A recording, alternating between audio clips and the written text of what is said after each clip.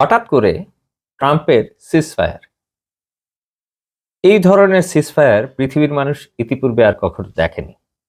একদিকে ইরানে বোমা ফেলছে আমেরিকা, আবার ট্রাম্প বলছেন, মানে আমেরিকার প্রেসিডেন্ট বলছেন 5 দিনের যুদ্ধবিরতি।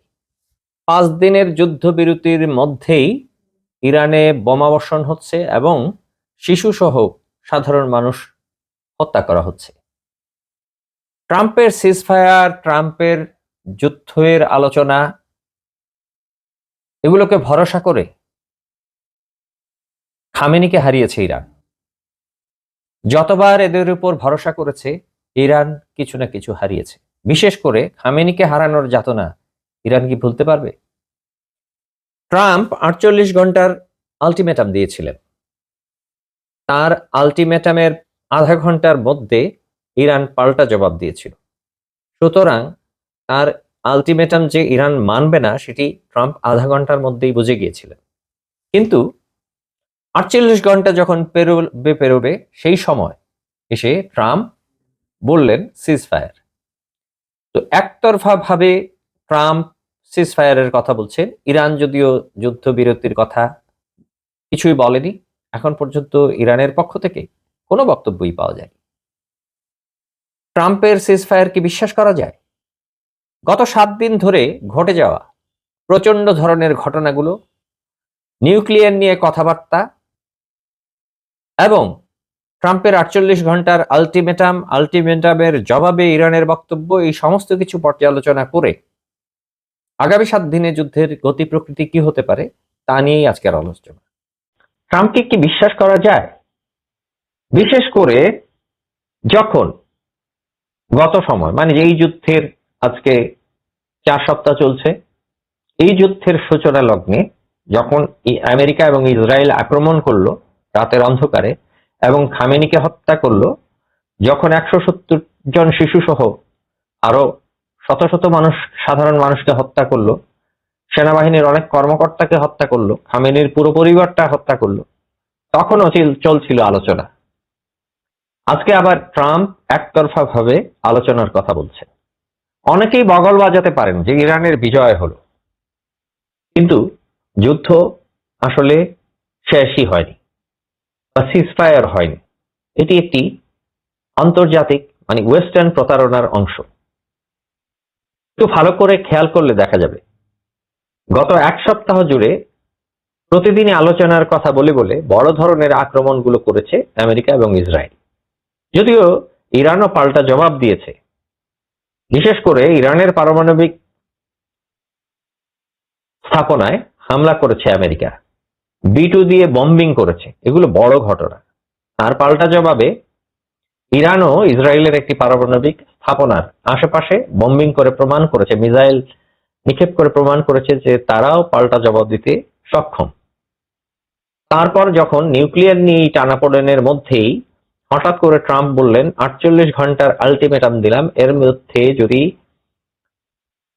হরমুজ প্রণালী খুলে না দেয় ইরান, তাহলে তাদের সমস্ত পাওয়ার প্ল্যান্ট ধ্বংস করে দেওয়ার মতো ধ্বংস করে দেবে আমেরিকা, এবং সাথে সাথে আরো ভয়াবহ ধরনের আক্রমণ। এর আধা ঘন্টার মধ্যেই ইরান জানিয়ে দিল যে তারাও এর পাল্টা জবাব দেবে। মধ্যপ্রাচ্যে আমেরিকার যত বিজনেস আছে সবগুলো গুড়িয়ে দেবে, স্যাটেলাইট কমিউনিকেশন গুড়িয়ে দেবে সহ নানাবিধ হুমকি। তো আধা ঘন্টার মধ্যে যখন আমেরিকা বা ট্রাম্প জেনে গেলেন যে তাদের এই আলটিমেটাম ইরান ঘুণাক্ষরে মেনেই নিচ্ছে না, পাত্তাই দিচ্ছে না, তাহলে 48 ঘন্টা তারা কেনই বা অপেক্ষা করলেন? অপেক্ষা করে 48 ঘন্টা যখন ফুরিয়ে যাচ্ছে, ঠিক আসলে আমরা দেখছি এই ট্রাম্প অপেক্ষা করছেন, আসলে অপেক্ষা করেনি আমেরিকা। ওই সময়টিতে আমেরিকা তার এশিয়া অঞ্চলের, কোরিয়া এবং জাপানের তার নিযুক্ত নৌবহর সমূহ মধ্যপ্রাচ্যের দিকে পাঠিয়ে দিয়েছে।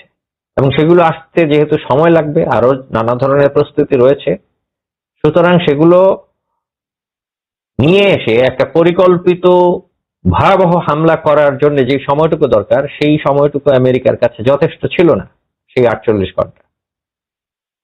সুতরাং এরই ফাঁক গলে ট্রাম্প 5 দিনের সময় হাতে নিয়ে নিলেন, বম্বিং চালিয়ে যাচ্ছেন এবং তার নৌবহরগুলো ইরানের জলসীমার কাছাকাছি আসার উপক্রম হচ্ছে।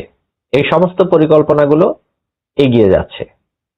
আলোচনার নামে আবারও ইরানের উপর এবং বিশ্ব মিডিয়ায় একটি ধূম্রজাল সৃষ্টি করে এর মধ্যেই ইরানকে বড় ধরনের ধ্বংসযজ্ঞের দিকে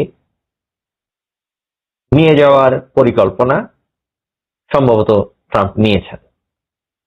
ইরান এই পরিস্থিতি কিভাবে সামাল দেবে? আপাতত 48 ঘন্টার যে সংখ্যা ছিল তা কেটে গিয়ে 5 দিনের নতুন আরেকটি সংখ্যার মধ্যে পড়ল ইরান। এই 5 দিনের মধ্যে যুক্তরাষ্ট্র, ইসরায়েল এবং ব্রিটেনও সম্ভবত, আর মধ্যপ্রাচ্যের দেশগুলো তো রয়েছেই, যারা ইন্ধন যোগাচ্ছে আমেরিকার পেছনে টাকা কড়ি সবকিছু দিয়ে। মধ্যপ্রাচ্যের বেইমানগুলোকে নিয়ে অন্য একদিন আলোচনা হবে। আজকে ইসরায়েল এবং আমেরিকা, ব্রিটেন এই যুদ্ধে সরাসরি এখন নামতে চাইছে এবং এই যুদ্ধে যখন ব্রিটিশরাও যোগ দেবে এবং এক কাতারে এসে আক্রমণ করবে, তখন ইরানকে ইরাক যুদ্ধের সেই স্মৃতি এবং সেই পর্যালোচনা মাথায় রেখে সিদ্ধান্ত নিতে হবে। ইরানও সম্ভবত বিষয়টি আঁচ করতে পেরে আজকে কোনো মিডিয়াতে তারা এ বিষয়ে কোনো প্রতিক্রিয়া এখন পর্যন্ত জানায়নি। এই ভিডিও ধারণ করার সময় পর্যন্ত তারা এ বিষয়ে কিছু জানায়নি। তবে এবার যদি আমেরিকাকে, ইসরায়েলকে বিশ্বাস করে অপেক্ষা করতে থাকে ইরান, তাহলে বড় ধরনের ধোঁকা খাওয়ার সম্ভাবনা রয়েছে। এই যুদ্ধের গতি প্রকৃতি আগামী 7 দিনের মধ্যেই নির্ধারিত হবে।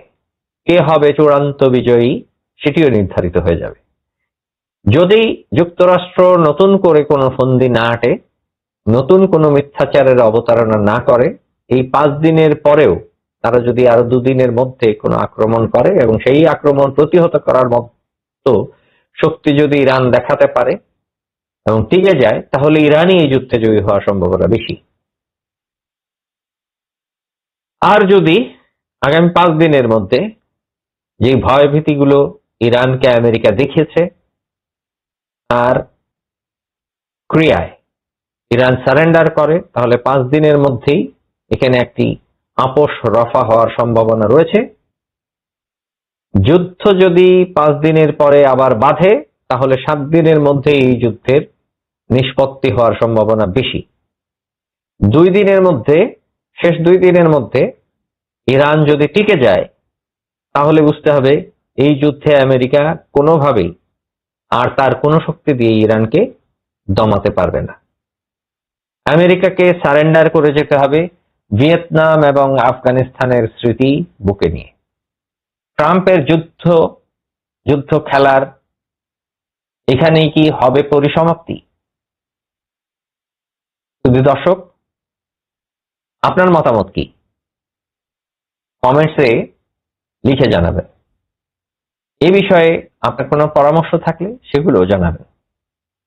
আমেরিকা এবং ইসরায়েল এই দুটি রাষ্ট্রের অনৈতিক আক্রমণের বিরুদ্ধে ইরান টিকে থাকুক, সেই প্রত্যাশা নিয়ে আজকের মতো এখানেই বিদায় নিচ্ছি।